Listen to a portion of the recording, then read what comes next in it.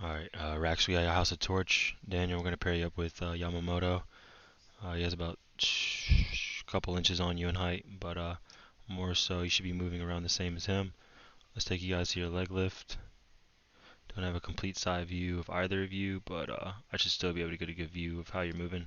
So from here, can't see much, but I can see you're still stacked over that back leg.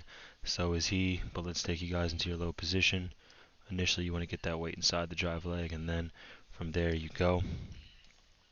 Take it to your low position. As you can see, Yamamoto really drifts well from that leg lift to the low position. He really moves well out of that. You're still kind of back. Your head's pretty much all the way back. It's right over that back hip. Yamamoto is stacked over his pelvis here, as you can see. Not a complete side view, but I can see you're more back towards that towards your drive leg knee. As you can see that there. Let's see how you move out of that. As well as your foot positioning, your position like this. You should be more, if anything, you should be positioned a little inward. As you can see, she's more straight here. You're more, your toes are on the rubber. It tends to make us load in our quad more. So let's take you into front foot strike. You're yanking yourself off. Your head's pulling. Let's take you into front foot when your front knee stabilizes. Let's take Yamamoto there. As you can see, I mean, completely different positions. His trunk is facing forward. Well, his chest is open a little bit, but his arm is more so back, and his hips are almost completely open. Your hips are open, but there just wasn't much power driving it forward. That's why you're overcompensating, and you're already fully open. I mean, your arm is already well into rotation here, already going towards the. You're already in your throwing phase.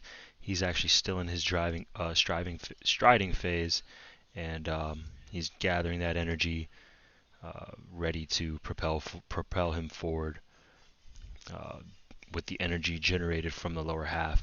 So, I mean, we can see you're well in external rotation already. Your arm is already laid back. You can see he's back, hips forward, and that's really going to transfer well with him. With you, probably not so much. You did get good momentum. You're just overcompensating with your upper half. Now you're pulling down with your throwing arm. As you can see, your back leg getting sucked in. Or as you go to Yamamoto, all his energy is just catapulting forward. As you can see that when he's in external rotation, as you can see here, one frame back.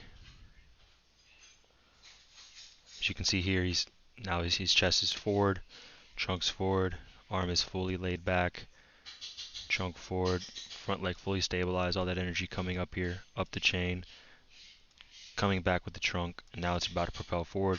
You really just stayed stagnant in the back here, and you didn't really move forward much, maybe a little bit, but not enough to where you could throw the ball at a high velocity. So then we go into pitch release. Yeah, you're pulling down here. As you can see that movement right there with your trunk and your back leg sucking in. You might get some decent front leg extension, but I can't quite see with this camera angle. And then you see Yamamoto here.